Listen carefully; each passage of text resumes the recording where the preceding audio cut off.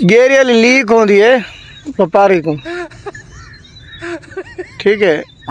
व्यापारी तो ना बात तो होंगे आदमी बेचारे जड़े ना सक लुट के खा जी फलाण थे मैं मंझ के ना आया बंदे को सदे मैं यार मैं मंझ भी कहो यार देख तू वहाँ आदि ठीक वहाँ के यार कितना कहना मैं 2 लाख ते 75,000 दी 5,000 मैं को नफा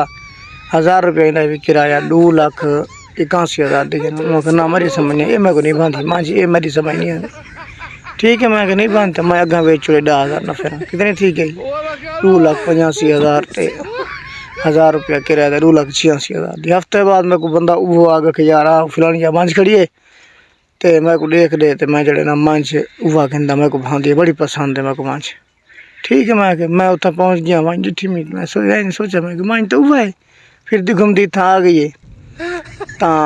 मैं चलो तो बांधी मैं कहा बांधिए मैं अगली गाल फिर दसी मैं मंझ उवा है भाई मैं जल्द घिन वैसी पीछे नहीं अखी खोले सा वहाँ कितने पैसे वहाँ जी 3.5 लाख वो मुकते चुकते रोला मताम पौधा छेड़ा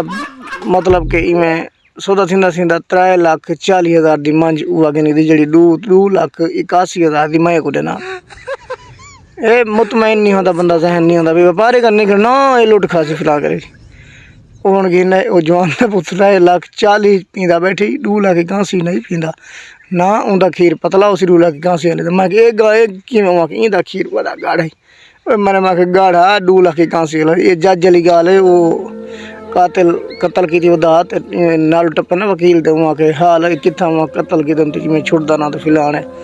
चौके पैसे लगे वहाँ के वकील को मैं 10 लाख दीते वहाँ के मेरे इो काम जरा 10 लाख दीते इो काम मैं तेरा लाख ही करा दे वहाँ के वो कि मैं